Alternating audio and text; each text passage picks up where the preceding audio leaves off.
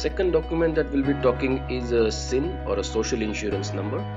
This is a 9-digit number which is your identity in Canada and which is a most important document while opening a bank account or while getting your salaries, while joining any new job or filing your taxes, which is going to be the most important part. So this is one of the major document or first document that you need to collect when you're arrived in Canada. So you have to personally visit the Service Canada Center to get your SIN number.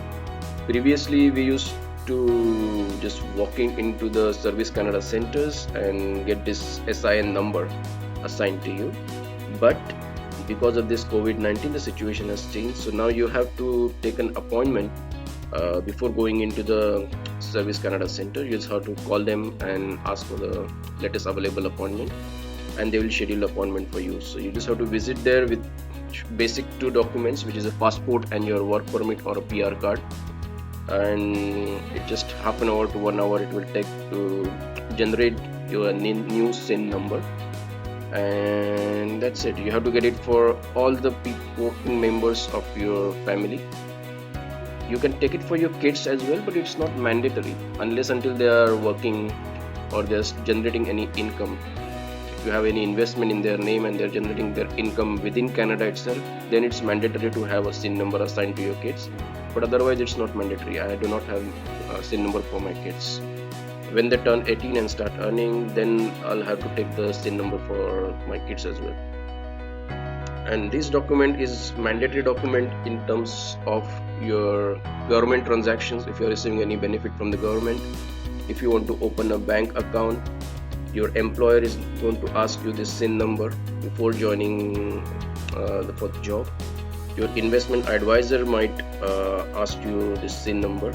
So all the streams which generate the income or where you're saving your income, all those streams you're going to require to provide the numbers, this SIN number there.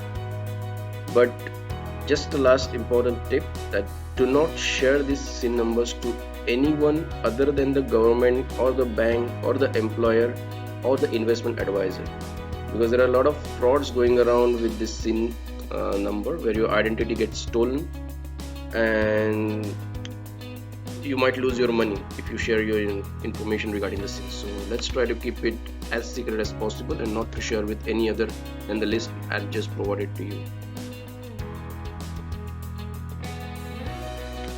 And the last document we'll be talking about is the RAMPU, which is nothing but the Régie de la Insurance Maladie de Quebec.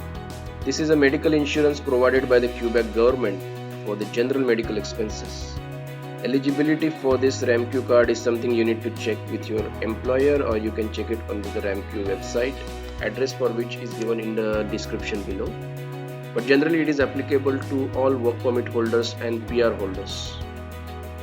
You will have to visit a RAMPU office personally to get yourself registered for the RAMPU card. Previously there used to be a walk-in facility for these services, but now due to the COVID-19 you will need to take an appointment to visit the RAMPU office. Everyone including the kids and the babies needs to get the RAMPU card, as this will help them to get the medical services and other benefit from the Quebec government.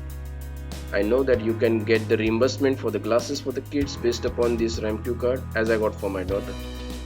Medical expenses covered under RAMPU is doctor's consultancy, prescription drugs, emergency services, vaccination, eye checkup, and there are a few other things as well. You can check it on the website.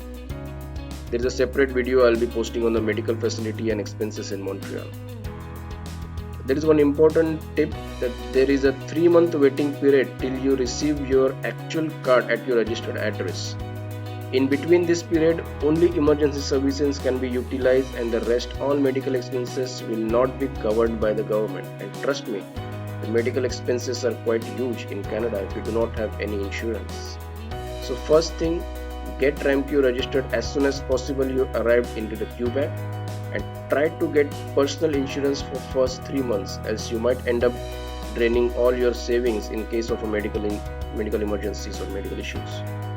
If you already got an offer from Canadian company, then ask them to cover your medical expenses for at least first 3 months. This is very important.